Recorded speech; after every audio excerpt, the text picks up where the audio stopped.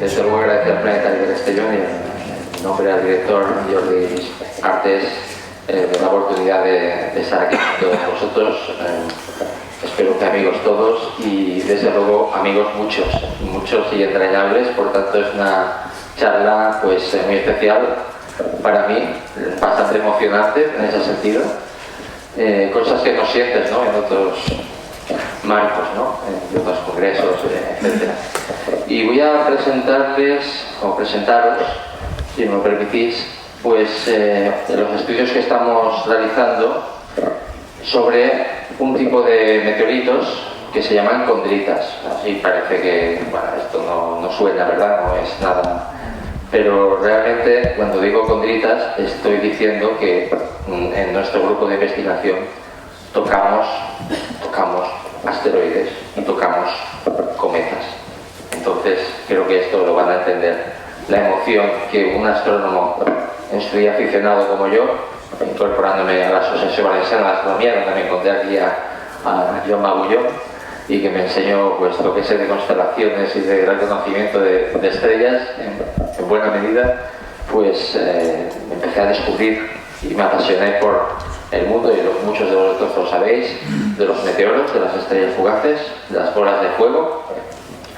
Y esto que empezó como una afición pues fue cogiendo forma, y el que quería hacer biología pues acabó haciendo astrofísica y bueno, gracias también a la Universidad de Valencia y a Juan Fabregat, y por otro lado a Jordi Llorca, que me introdujeron en todo el mundo profesional de hacer las cosas bien y de hacer las cosas realmente con pelea, porque realmente para hacer ciencia en este país hay que pelear y mucho. Y esto muchas veces en el mundo aficionado no somos conscientes, es que no lo somos.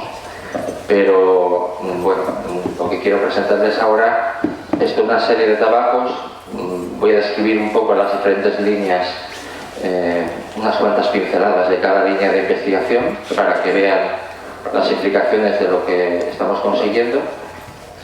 Y como tema principal pues quería destacar este trabajo, que dedicar unas cuantas diapositivas a él, porque nos conecta directamente las condritas, es decir, los materiales que forman los asteroides y los cometas, con el origen de la vida.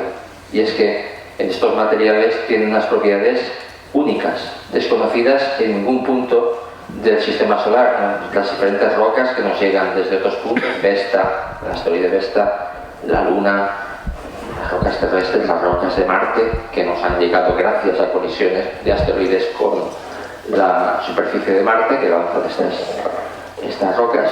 Y ninguna de estas rocas tiene estas propiedades catalíticas.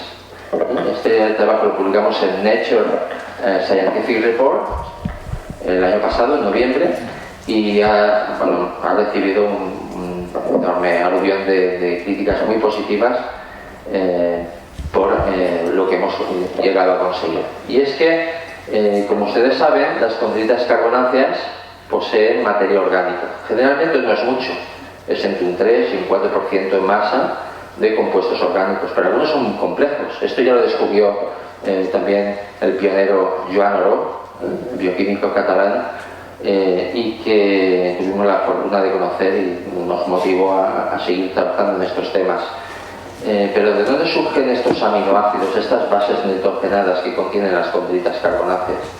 Pues lo que hemos demostrado en una serie de experimentos con el profesor Rafael Saladino, que es un bioquímico famoso también, pues en 24 horas, pulverizando estas condritas carbonáceas y sometiéndoles a una disolución de agua y formamida, que es la más sencilla de las amidas, que es una molécula orgánica que contiene nitrógeno. Porque fija el nitrógeno está en la atmósfera de la Tierra, aunque está en estado inerte, como gas, pero también está en muchos de nosotros, en todos nosotros, ¿no?, en ese sentido. El nitrógeno es un elemento también fundamental, pero el carbono, como saben, es la base de la química orgánica. Pues en 24 horas, con condritas en disolución de agua y formamida, generamos todo este aluvión de elementos, de moléculas orgánicas complejas, ácidos, bases nitrogenadas y análogos, algunos compuestos misceláneos bastante complejos y aminoácidos en solo 24 horas. Y pues a lo largo de la charla voy a ir explicando qué importancia tiene esto, y espero hacerlo de manera suficientemente clara para que comprendan cuál es nuestro escenario hacia el origen de la vida en la Tierra,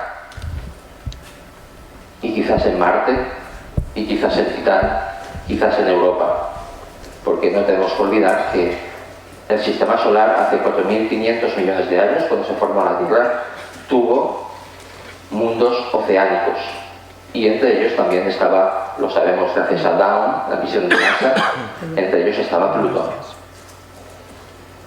Por tanto, esto nos abre la perspectiva a una vida, al menos un desarrollo de la química orgánica con las bases para generar vida en cualquier punto del sistema solar y en cualquier punto de la galaxia y de otras galaxias. Por tanto, esto es, pienso, muy relevante. Entonces, un breve resumen, ya para empezar, voy a desgranar un poquito el origen del sistema solar, de dónde vienen y qué nos aportan los cuerpos menores, asteroides, cometas y meteoritos, por qué son importantes en comparación con los planetas, qué peligro de impacto hay contra la Tierra, porque esto sé que luego me lo van a preguntar, pues hablaremos un poco también. ¿Cuáles son las fuentes de estos objetos próximos a la Tierra? El cinturón principal y también de los cometas de la familia de Júpiter.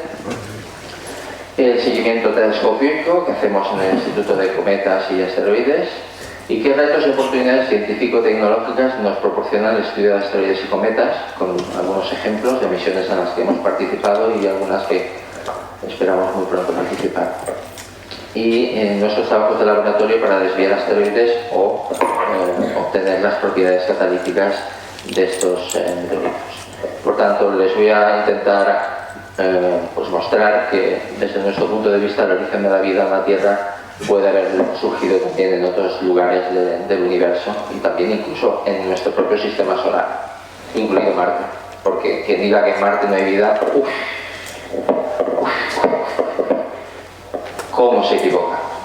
Se equivoca porque no tenemos ahora mismo las herramientas para decir que eso es así. Hace solo 20 años, por poner un ejemplo, nadie sabía que había vida en la Tierra a 5 kilómetros de profundidad. Nadie lo sabía. Hubiéramos dicho, no hay vida. Pero la vida se caracteriza porque una vez cuando aparece, es persistente y busca los nichos adecuados para persistir. Y sabemos que la Tierra y Marte tuvieron las condiciones muy similares en el pasado, muy similares. Y Marte, como verán ahora, también hemos descubierto que sufría inundaciones estocásticas, no voy a decir periódicas, pero sí que sufría inundaciones cada cierto tiempo, dependiendo de la actividad volcánica que había en Marte. Como hemos descubierto, que acabamos de publicar en una revista que se llama Meteorites and Planetary Science, en base a otro meteorito muy famoso que es Alan Hills 84001. Es el famoso meteorito de los microfósiles, o lo que se pensaba. Esto hay bastante debate, yo tampoco pienso que esté demostrado.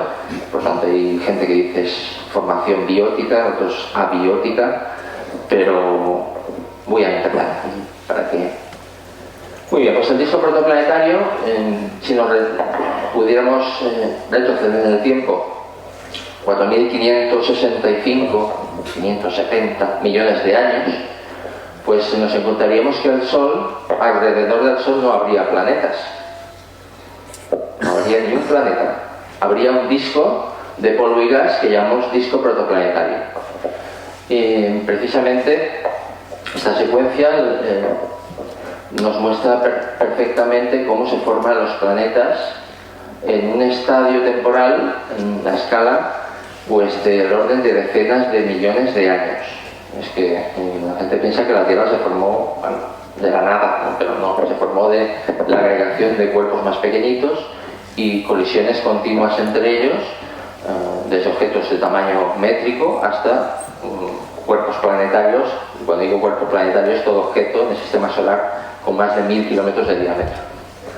Y bueno, gracias al uso de telescopios espaciales y Hubble en concreto. Aquí vemos un disco protoplanetario visto de canto por el Hubble en la nebulosa de Orión. La nebulosa de emisión es brillante, este es el rango visible y este es el rango infrarrojo. Y lo que es la materia de grano fino, desde tamaño micrométrico, pocos micrones, porque el micrométrico es capaz de todavía reflejar luz, pero cuando es más grande ya no, y por tanto tiene unas características opacas y por tanto no deja pasar la luz. En el infrarrojo, parte de la luz de la estrella sí que puede escapar. O sea, lo que estamos viendo aquí es un disco protoplanetario, una fase de formación estelar muy temprana, lo que llamamos estrellas T Tauri, porque ahí sabemos, los que hacemos astronomía, pues que hay una estrella en la constelación de Tauro que se llama T Tauri, que es una estrella variable y varía precisamente por las condiciones de juventud extrema y las diferencias que van mostrando como consecuencia del el furor juvenil de las estrellas. Pues la consolidación en el disco, esto sería si cogiéramos uno de estos discos protoplanetarios, pues lo cortáramos, hiciéramos un corte seccional, entonces veríamos que en la región interior pues condensarían los materiales refractarios, esta zona de aquí. Aquí tendríamos la condensación de la fase vapor, ¿vale? Estamos hablando de un gas inicialmente muy caliente, porque es el que va a formar, el que se ha colapsado en una nube molecular, que puede tener miles de masas solares, y localmente hay una determinada zona que por el efecto de la gravedad, el campo gravitatorio, va condensando y justo en el centro es donde forma la estrella. En cuanto a la estrella, debido a esta conservación del momento angular, cuando toda esta enorme cantidad de materia cae hacia el centro, este objeto empieza a girar más rápido, todos lo sabemos, el efecto de la patinadora sobre hielo, ¿verdad? Cuando pliega las manos, gira más rápido, pliega los brazos. Entonces, en ese sentido, vemos que estos son objetos que tienen que tener una alta velocidad de rotación, porque se forman de objetos que condensan y gravitatoriamente colapsan, y este tipo de estrellas se caracterizan también por unas propiedades bastante únicas y en general bastante desconocidas. Las T Tauri, desconocidas en el sentido que no son equiparables a las condiciones del Sol actual. Estaremos hablando de estrellas T Tauri que tienen flujos en rayos X, son ultravioleta mucho más elevados, estamos hablando de 4 o 5 órdenes de magnitud que nuestro Sol, incluso más. El viento solar se llama viento X y es un viento producido por la presión de radiación de la luz de la estrella, que es capaz de bater el gas a su alrededor, una vez la estrella se ha formado. Y por eso vemos en esta imagen que aquí en principio tenemos bastante gas en el disco protoplanetario, pero con el tiempo esta niebla va desapareciendo, porque la estrella, conforme se forma, tiende a dispersar el gas hacia afuera, básicamente hidrógeno y helio, es lo que forman las estrellas. Pero claro, necesitamos también otros elementos químicos para formar planetas. Estos procesos de formación de sistemas planetarios no eran factibles en el universo primigenio, porque solo conocíamos hidrógeno, helio y trazas de 3 elementos químicos. Por ejemplo, litio, brillo, boro. Muy bien. Lo que les quiero explicar es que este sistema era altamente dinámico, porque como teníamos todavía gas en estos primeros 5 o 10 millones de años de la formación del sistema solar, en realidad los cuerpos que condensaban en esta zona, aquí tendríamos la región de formación, esta es la llamada línea de los hielos, aproximadamente unas 10 unidades astronómicas, 10 veces la distancia Tierra-Sol en la actualidad. Tendríamos la condensación de hielos y materia orgánica, que generaría cometesimales, pequeños bloques helados, mezcla de materiales formados en esta zona, pero a raíz de los estudios de Stardust, que ahora mencionaré, pues también sabemos que vinieron muchos minerales cristalinos formados a altas temperaturas, lanzados por el viento solar a estas regiones. Pequeños granos micrométricos, debido a la fuerza del viento solar, pudieron ser lanzados hasta esa zona. Sin embargo, estos materiales, por la fricción del gas, las colisiones con otras partículas, iban decayendo y por tanto había entrada de materiales de esta zona en esta otra. Aquí en rojo veríamos una zona bastante caliente de lo que sería el interior, donde está actualmente la órbita de la Tierra, y estas son unas condiciones muy reductoras. Para que lo entiendan, hablamos de oxidante cuando hay oxígeno, reductoras cuando hay ausencia o menos oxígeno que en el resto. Como consecuencia, aquí tenemos la formación de las llamadas condritas de enstatita, que son bastante minoritarias. No es casualidad, la mayoría de estas condritas de enstatita pasaron a formar los planetas terrestres. Y entonces las pocas, vamos a decir, los pocos asteroides de enstatita que conocemos están en la región interior más cercana al Sol del cinturón de asteroides. Pero la mayoría de ellos, no es sorpresa, formaron parte de la Tierra. Igual que las condritas ordinarias, aunque estas son las más abundantes. También formaron parte primigenia de la Tierra, fueron los bloques constitutivos de la Tierra, y lo que son las condritas carbonáceas, que son condritas que contienen agua, hasta un 12-13% en algunos casos en masa de agua, no como hielo, sino como minerales hidratados, provienen de esta zona, ¿no?, donde había más oxidación y por tanto había condiciones diferentes. Bueno, seguimos. Y la idea básica de la condensación y consolidación de los planetesimales es que en función de la distancia al Sol, esto es un gradiente de temperatura. Me explico. Esta sería la temperatura de formación de una serie de compuestos, por ejemplo, condensación de materia orgánica, condensación de hielos, a unos 200 Kelvin. Y aquí tenemos la distancia al Sol y la posición actual, no quiere decir ni mucho menos en el pasado, de los planetas. De hecho, en el pasado, como decía, no existía ningún planeta, aunque Júpiter y Saturno fueron los primeros en formarse, y posiblemente se formaron mucho más lejos del Sol de lo que están ahora.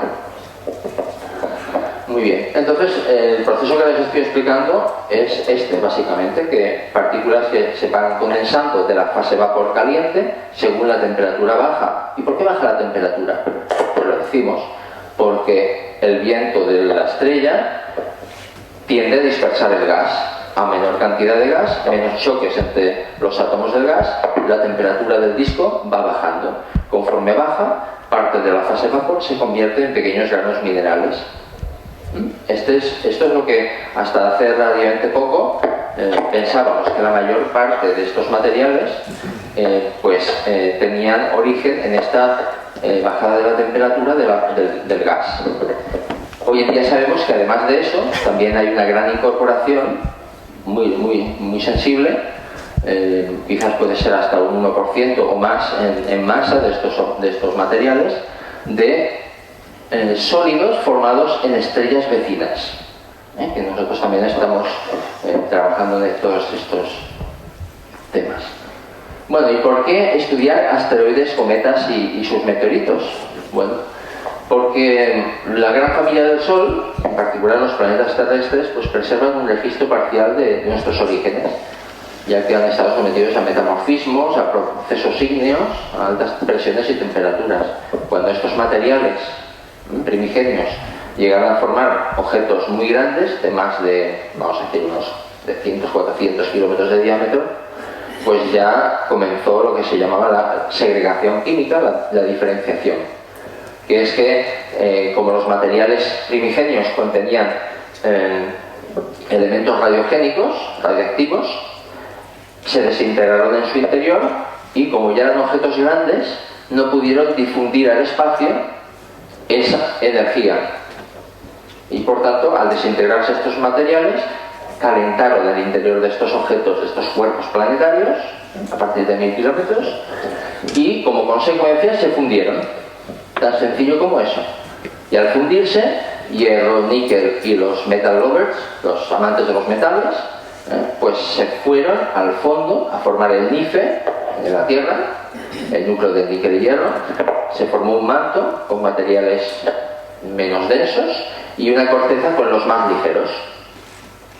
Y esta es la visión que tenemos de formación de la mayoría de planetas terrestres, con la salvedad de que Marte es muy posible que sea un auténtico embrión planetario. Luego les explicaré un poco en qué consiste, pero la idea es que hubo un paso intermedio entre la formación de la Tierra y los primeros planetesimales. Se formaron objetos embrionarios. Algunos tuvieron la suerte de sobrevivir. Pensamos que Marte pudo ser uno de ellos. Vesta fue otro de ellos, para que se hagan una idea. Ceres también. Sabemos que la cantidad de agua que contiene Ceres. Ceres fue un objeto también embrionario en ese sentido, que se salvó de las grandes colisiones, diría yo, las hecatómbicas, ¿no?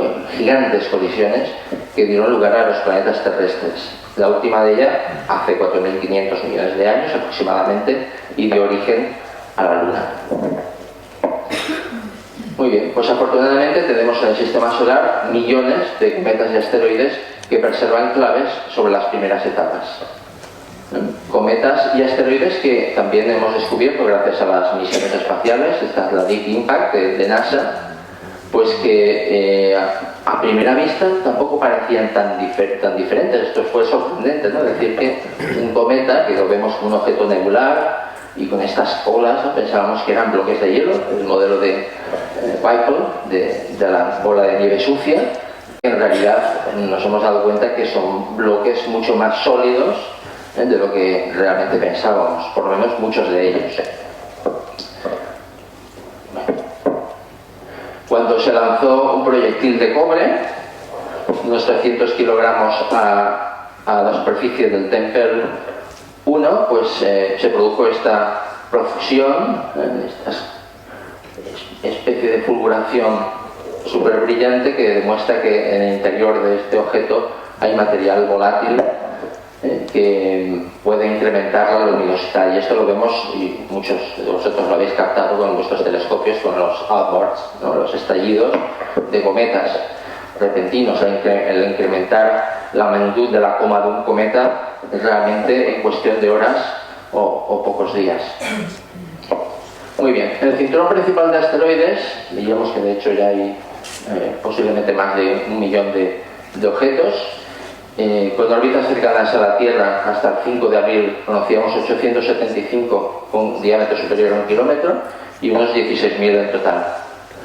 Muy bien, como potencialmente peligrosos, y ahora veremos el origen de ellos, definidos como aquellos que tienen una distancia de intersección orbital de la Tierra inferior a 7,5 millones de kilómetros y un diámetro estimado, porque esto depende del albedo y a veces se tiene que aproximar, pues de unos 150 metros. Y conocemos 156 del diámetro superior al kilómetro y unos 1.800 en total.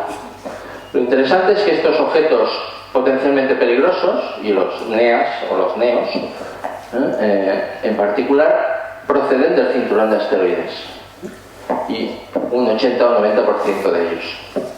El otro pequeño porcentaje procede de regiones todavía más externas, como la región de los cometas de la familia de Júpiter.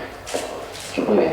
Aquí tenemos una comparativa con Marte, en este caso, de Vesta, Ceres y Gaspra, Eros y Ida, o Aida. Bueno, misiones espaciales. Bueno, quizás una de las más famosas en un principio fue la misión NEAR, que luego fue rebautizada como NEAR-Shoemaker, en honor a Eugene Shoemaker, el geólogo que fue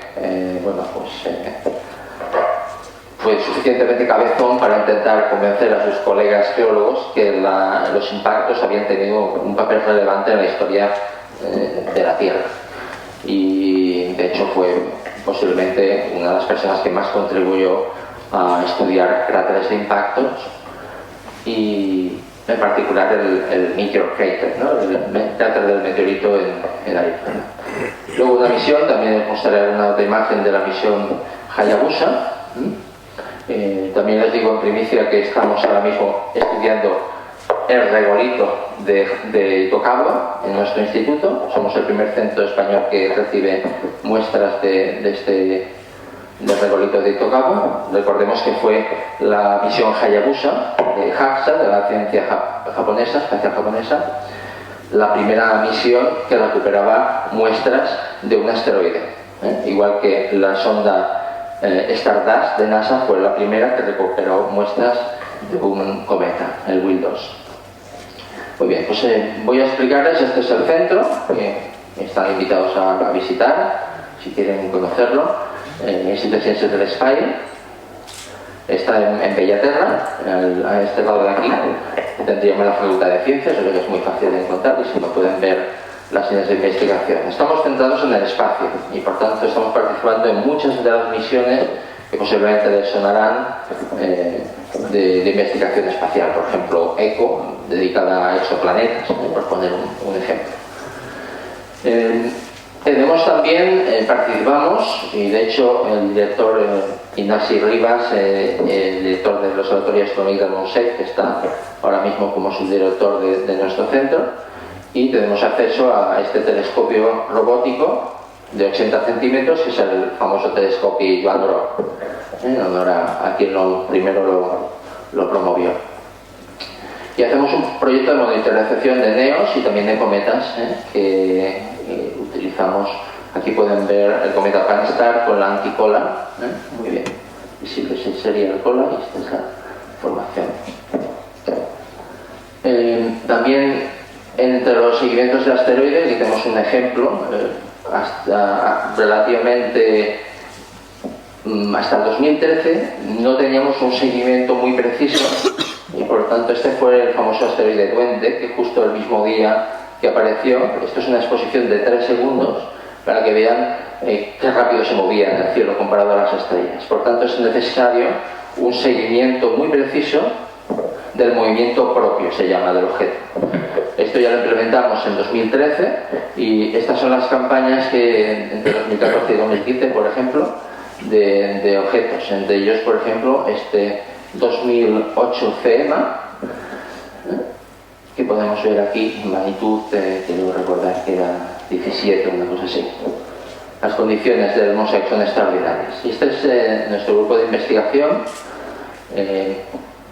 y con algunos de los trabajos que hacemos en la sala blanca de meteorítica, donde tenemos uno de los microscopios que estudiamos las muestras antárticas. Como ven, en general, excepto yo, la mayoría son jóvenes, porque de hecho pues voy aprovechando lo que me ofrece la autónoma, que es un acceso, además por el hecho de que imparto uno de los másters que hay de astrofísica allí en el campus, pues de ir cribando y obtener buenos estudiantes tanto de geología, de física, también de química, que tienen interés, tienen curiosidad por aprender sobre meteoritos. Las técnicas que estamos empleando, no voy a entrar en todo detalle, pero bueno, tenemos desde microscopía petrográfica y de polarización, donde estudiamos las secciones delgadas de 30 micras de estos meteoritos para ver de qué están hechas, el microscopio electrónico y una técnica que se llama EDX, que es una dispersión de rayos X, que nos permite identificar la mineralogía de las muestras. Luego utilizamos TEM, en particular estamos usando un TEM que pensamos que es el mejor de España, que es de la Universidad de Granada, que nos permite un microscopio electrónico de transmisión, pero de altísima resolución. Y ahora verán un ejemplo de lo que estamos consiguiendo.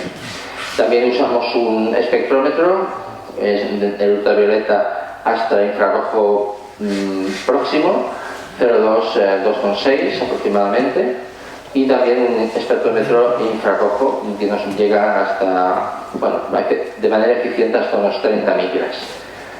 Y microindentadores, que ahora les explicaré en qué consiste, con los que podemos estudiar las propiedades mecánicas de las muestras, lo que nos da una gran cantidad de pistas por si en el futuro queremos desviar el objeto, con un proyectil cinérico, por ejemplo.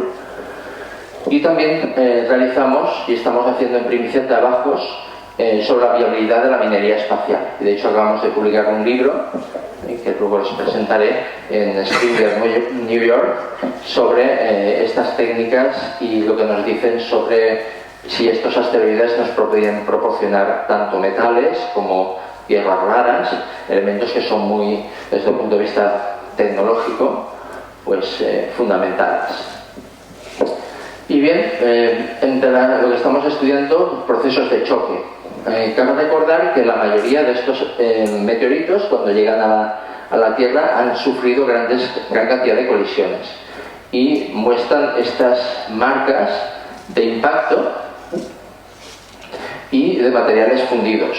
Y esto ha ocurrido porque en estas colisiones los materiales son compactados cuando la onda de choque penetra por ellos y hace que incluso someterlos a presiones del orden de 60-80 gigapascales.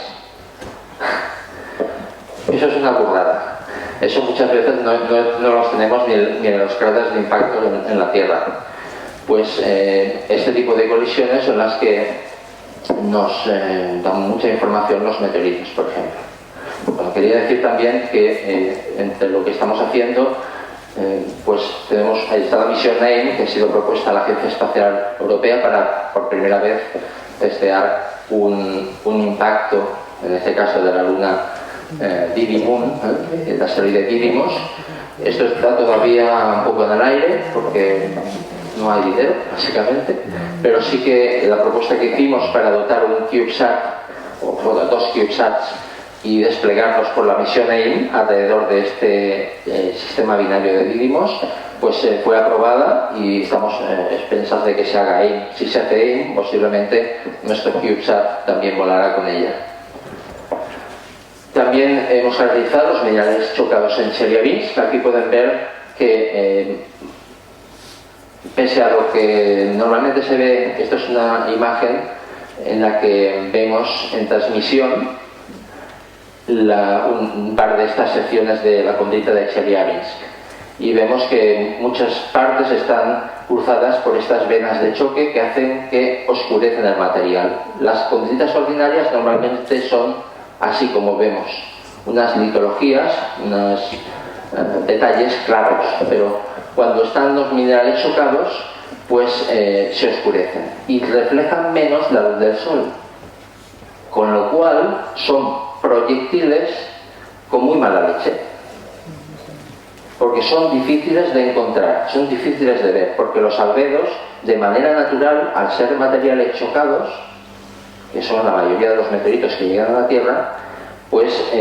realmente no los vemos hasta que los tenemos encima, como pasó con Chelyabinsk, nadie lo descubrió, también porque venía de una geometría muy próxima al Sol, a la posición del Sol en el cielo, y por tanto esto nos indica que necesitamos realmente, para tener un estudio de estos objetos, casi de 20 metros, unos 18 metros de diámetro, pues necesitamos realmente telescopios en el espacio, dedicados a seguimiento y catalogación de estos objetos.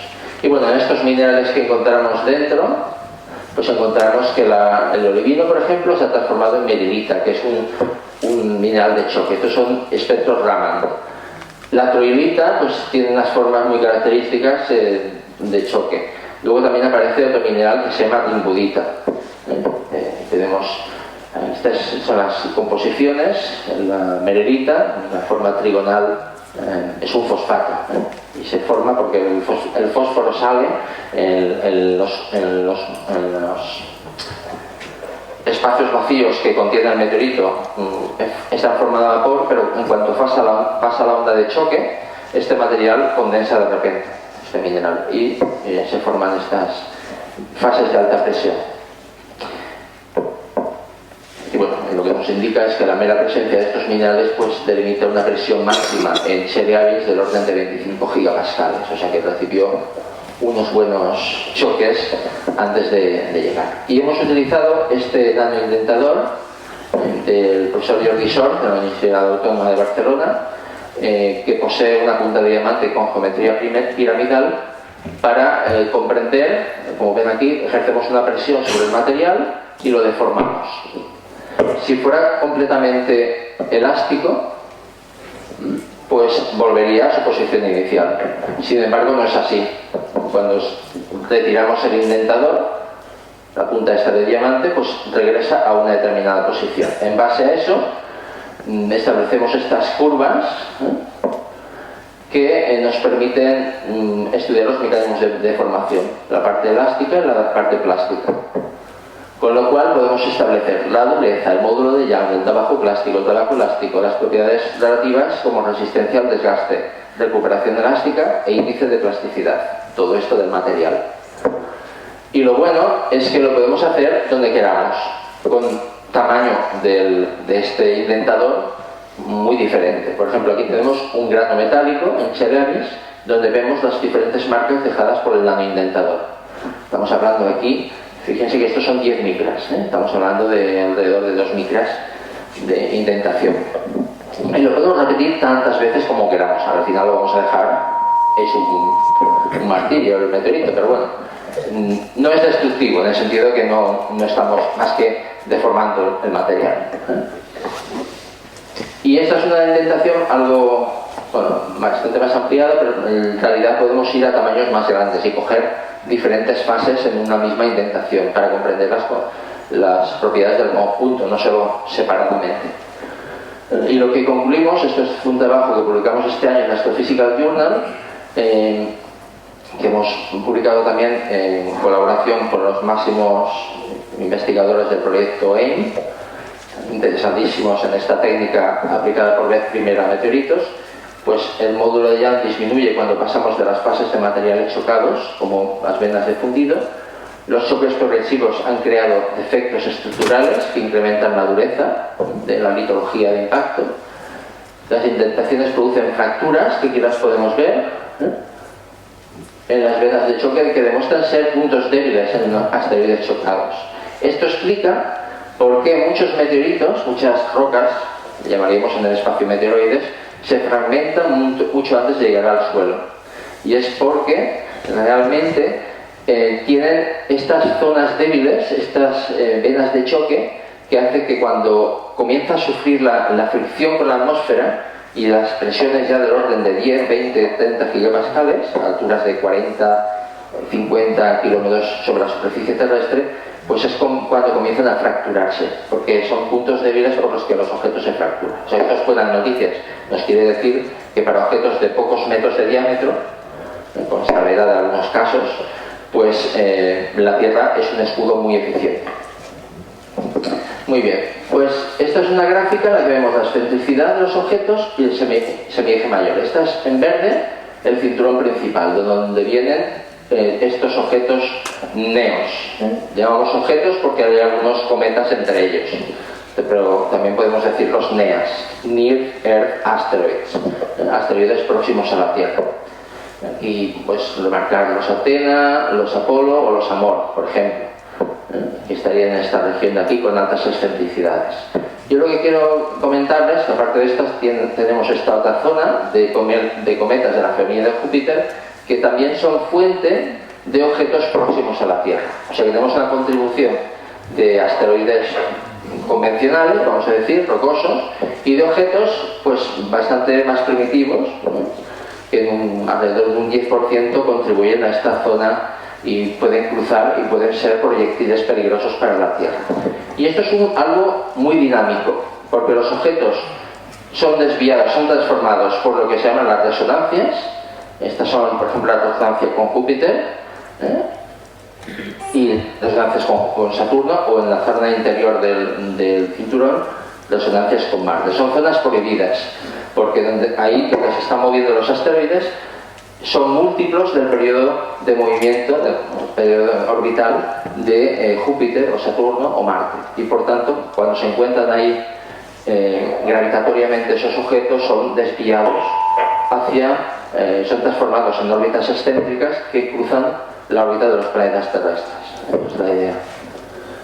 Bueno, entre los cometas también del cinturón principal no cabe decir que tenemos también familias de asteroides que vienen a ser fragmentos de un mismo asteroide que sufrió una desintegración catastrófica, y algunos asteroides que tienen comportamiento de cometas, como el Pizarro o el 176 Línea, que son imágenes cortesía de David Jowie. Y bueno, pues esto es evidencia de que hay algunos objetos también primitivos en el cinturón principal, sobre todo en la parte más externa, que está lindando con la región exterior. Y esto forma parte, este es un diagrama que tienen en mi libro, Las raíces cósmicas de la vida, también bebió de otras fuentes, como la de David Jowie. Y bueno, tenemos el cinturón de asteroides, cometas del cinturón principal, sufren colisiones, desintegración, los fragmentos llegan y se transforman como objetos próximos a la Tierra. Pero también tenemos objetos en el cinturón de Kuiper que al fragmentarse se convierten en centauros, cruzan los planetas terrestres, los planetas gigantes, pues eso se llaman así, de hecho. Y bueno, tenemos también los troyanos que están en una determinada geometría en la órbita de Júpiter, preservadores de su influencia gravitatoria, y estos forman las cometas de la familia de Júpiter. También tenemos cometas de la familia del Halley, que vienen de la nube de Oort, y cometas de muy largo periodo, que también vienen a desintegrarse o dispersarse. Algunos impactan con Júpiter, con otros planetas, con Marte, y algunos y muchos de ellos sufren extenuación de hielos y por tanto se comportan como objetos extremadamente oscuros y con comportamiento básicamente cometario. Y estos contribuyen también a la Tierra. Tenemos una foto aquí de nuestro maestro astrofotografo Ico Margalef, que cuando la vi me la pedí, tengo que decir que escribí rápidamente, me la envió, pero en ipso facto. Bueno, pues qué mejor foto que la de Ico, desde aquí, desde las tierras de Castellón, para demostrar que el espacio interplanetario no está vacío. Y esto sería el flujo de masa de materiales en función del tiempo, ¿no? Y vemos que por una parte tenemos partículas muy pequeñitas que forman los meteoros visuales, y luego tenemos las partículas, las rocas, ya de tamaño mucho mayor, ¿no? Estamos hablando de kilos o cientos, miles de kilos, millones de kilos, que forman los impactos con meteoroides. Por tanto, tenemos el origen de la luz zodiacal en esta parte pequeña de distribución, que corresponde a partículas de una micra o ligeramente más pequeñas, que dispersan la luz del Sol, y por tanto vemos en determinada geometría, antes de salir el Sol o al ponerse el Sol, pues esta cortina, ¿no?, de luz producida por esta luz dispersada por estas partículas micrométricas. Y el flujo anual sobre la Tierra son de unas 100.000 toneladas, que en el pasado fue mucho mayor. Como saben, y esto lo voy a pasar rápidamente, pero decir que estamos ya 25 años explicando el fenómeno, no el fenómeno ovni, el fenómeno de las bolas de fuego. Los ovnis ya sabemos que no existen, pues gracias a estas cosas ya porque los captamos, entre comillas, y podemos explicar de dónde vienen, y son bolas de fuego o reentradas de satélites artificiales o de fases de cohetes, etc. Y todo esto lo tienen en la red de investigación sobre lo de los meteoritos, que también nació en este planetario cuando yo estaba pues estudiaba la carrera de física, si me interesa. Y aquí tengo un ejemplo del bólido Baidalba, también de una de las grandes Perseidas registradas en la noche del 12 de agosto de 1993, que supongo que pudo observar. Es una noche memorable. Hablamos de meteoros, partículas pequeñas, bólidos y superbólidos. Los superbólidos a veces pueden sobrevivir, penetran hasta alturas de 30-20 kilómetros en la fase luminosa y luego desprenden pequeñas rocas que llamamos meteoritos. Es el caso del bólido de Cheliables. Estas son las 30 estaciones que desde a raíz de mi tesis doctoral hemos ido desarrollando por toda España, con la fantástica incorporación de muchos colegas, Jaime Zamorano, la Universidad Complutense, José Ángel Docobo en el Observatorio Astronómico Ramón María Ayer de Santiago de Compostela, José María Madrid de Universidad de Huelva y Universidad de Sevilla. Bueno, pues todos ponemos un granito de arena y hemos ido desarrollando una red con nuestros propios recursos en buena medida. Nosotros hemos obtenido también una buena financiación para instalar la cámara de todo el cielo, que fue una iniciativa también desde Granada, del observatorio que en su día puso el observatorio BOTS de Alberto Castro Tirado. Esta es la cámara del Monsec, la primera luz, el 24 de julio de 2006, y desde el 2010 aproximadamente sigue de manera operativa noche tras noche registrando. Aquí tenemos algunas de las estaciones montadas por estas algunas de José María Malledo. Esta es una montada en Folgueroles por nosotros en colaboración con la Organización Astronómica de Osona, con Pep Pujols. Bueno, pues gracias a estos estudios demostramos que algunos de estos bloques o boulders que hay sobre la superficie de asteroides como Itokawa, que es un buen ejemplo de un asteroide próximo a la Tierra, son objetos reagrupados que han sufrido grandes fragmentaciones, ¿no? y son débilmente agrupados. Hemos demostrado que cuando estos objetos se aproximan a los planetas terrestres desprenden rocas, y este fue el caso del complejo de objetos que viene de este asteroide. Esta es la mejor imagen, de una forma muy rara, obtenida por el radiotelescopio de Goldstone. Esto es enviando ecos y recibiéndolos. Y demostramos que este asteroide en cuestión, 2002 NY40, produce meteoritos.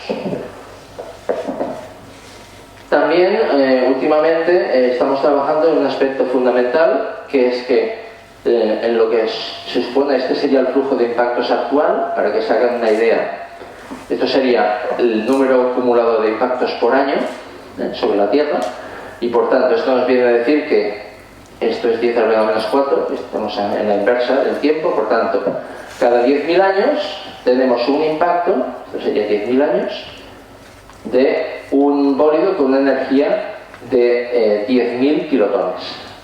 Esto lo podemos pasar aquí, no están las unidades, pero yo me las sé. Esto correspondería a un objeto aproximadamente de pues unos... Esto sería equivalente, estos son 10 metros, estos son 100 metros. Pues esto correspondería a unos 8 metros, 80 metros aproximadamente. Por tanto, nos hacemos una idea. Esto es una escala logarítmica, ¿eh? Por lo tanto, tenemos aquí, esto se correspondería a 1 metro, esto ya sería, no, esto sería 10 metros, perdón, este sería el tamaño de Chelyabinsk, que está aquí marcado con unos 20 metros, y por tanto aquí estaríamos hablando de tamaños de ese orden. Lo que hemos descubierto es que, debido a estas fragmentaciones de los objetos próximos a la Tierra, cerca de la Tierra, de Marte, de Venus, pues para objetos de pocas decenas de metros, como Chelyabinsk o como Tunguska, posiblemente tenemos mayor frecuencia de impacto de la que se estima por términos convencionales de seguimiento de objetos próximos a la Tierra. Y esto es porque se producen una especie de spikes, de incrementos súbitos en la frecuencia de impacto con la Tierra debido a fragmentaciones.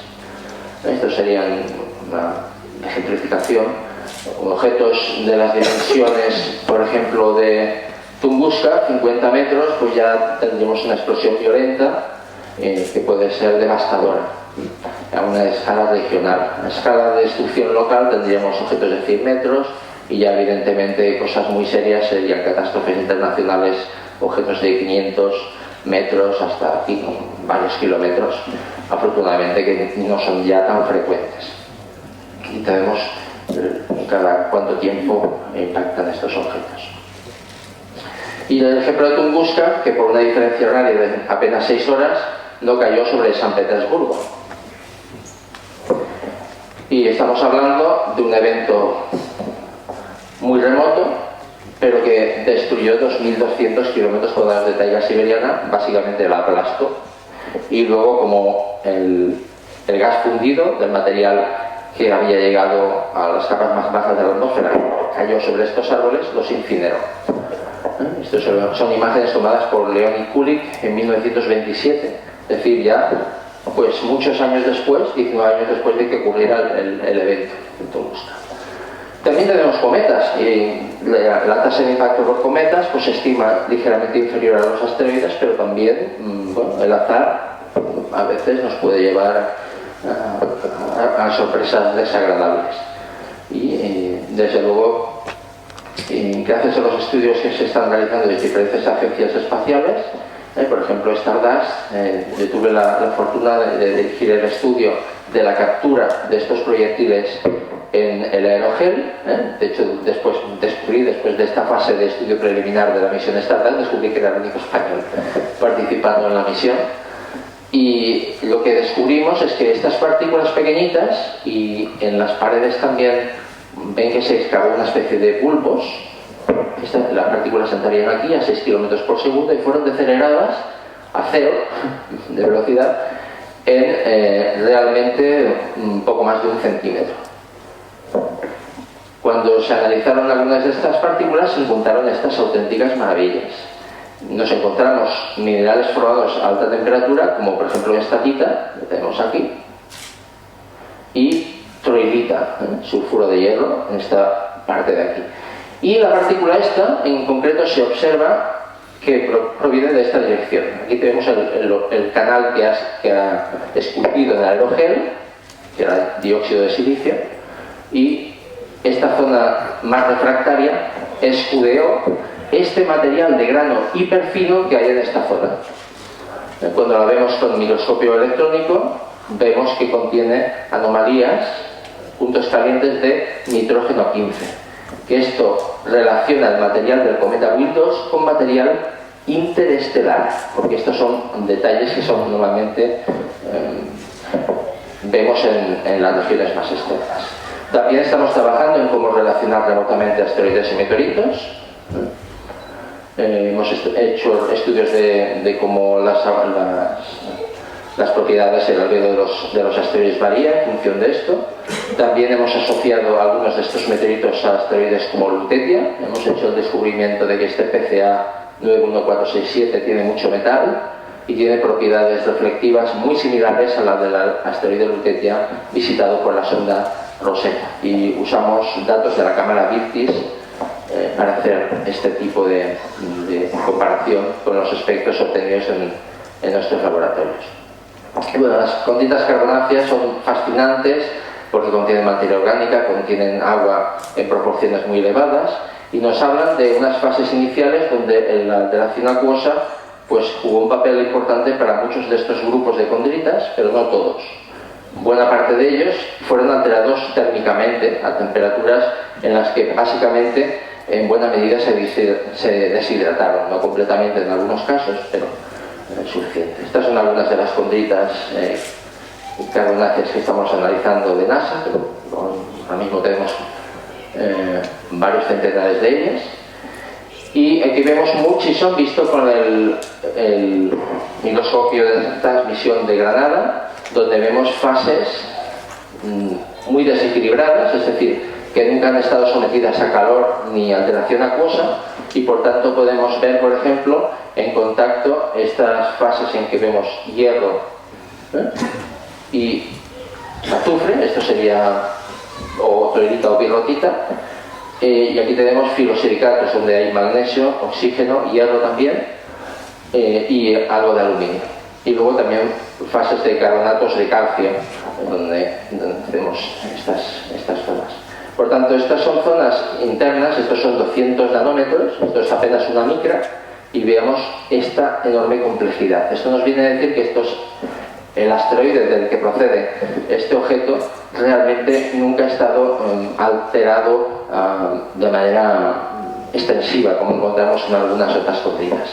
Y ahora este es un resultado que les anuncio casi en primicia, que presentamos este año en Houston. Estamos trabajando ahora con la gente, el grupo de Larry Miller y con el Alexander de la Carnegie Institution en Washington, y lo que estamos analizando es este clasto que descubrimos en una condrita carbonácea del grupo CR, que en realidad los estudios que hemos hecho de isótopos de oxígeno y de nitrógeno nos dan una idea clara de que posiblemente estemos ante un fragmento de un cometa. Y esto es realmente apasionante. Es un clasto ultracarbonáceo con los detalles típicos de material interestelar, y que también contiene lo que se llaman GEMS, que son Glass with Embedded Metal Sulfides, que son unas fases que se producen por la interacción de los rayos cósmicos con los materiales que forman este objeto. También en la espectroscopía que hacemos de estos materiales vemos las bandas, algunas asociadas a diferentes compuestos, pero también agua, por ejemplo, y que nos dan pistas de que, de hecho, estando en la Universidad de California de Los Ángeles, descubrimos flujos de agua en este meteorito. Bueno, pues nos hace una idea de que el agua quedó incorporada en estos objetos y influyó en una serie de procesos de interacción con estos minerales y por tanto generaron pues las vías para desarrollar la química prebiótica. Y tenemos el artículo este del que les hablaré. Esta es la evidencia, por otro lado, que se descubrió en fechas recientes de que los aminoácidos de las conditas carbonáceas poseen también los mismos excesos observados en las formas levógiras que en la Tierra, cosa que no se ha explicado de otra manera. Podría ser una herencia del legado interestelar de estos materiales. Y bueno, pues hemos hecho un paso fundamental en esta transición desde moléculas muy sencillas hasta moléculas complejas. Desde luego no estamos hablando de que hayamos hecho un gran progreso hacia el origen de la vida, que queda muchísimo por hacer y desconocemos mucho, pero hemos hecho esta transición, porque con los polvos de estos meteoritos pulverizados, donde les hemos extraído toda la materia orgánica con ácidos, si los sometemos a agua y formamida, nos producen ácidos, bases nitrogenadas, aminoácidos y otros compuestos misceláneos. En solo 24 horas, con agua a 140 grados centígrados, que sería el agua hidrotermal que podríamos encontrar en muchos de estos lugares, no solo en la Tierra. Y esto tiene tremendas implicaciones, porque les decía que hoy en día llegan a la Tierra del orden de 100.000 toneladas de material interplanetario, la mayoría como partículas muy pequeñitas. ¿Se imaginan las cantidades que llegaron en el pasado? Estamos hablando de billones posiblemente de toneladas al año. Y con estas inmensas cantidades, solo que en la Tierra hubiera habido agua líquida, que sabemos que la hubo porque se han descubierto unos pequeños minerales que se llaman circones, que es evidencia de agua líquida en la Tierra hace por lo menos 4.300 millones de años, antes del impacto de grandes impactos que tuvieron lugar en la Tierra. Pues esto nos viene a decir que en las condiciones adecuadas quizás la vida puede haber surgido en cualquier otro punto del sistema solar y, por qué no, de nuestro universo. Muchas gracias.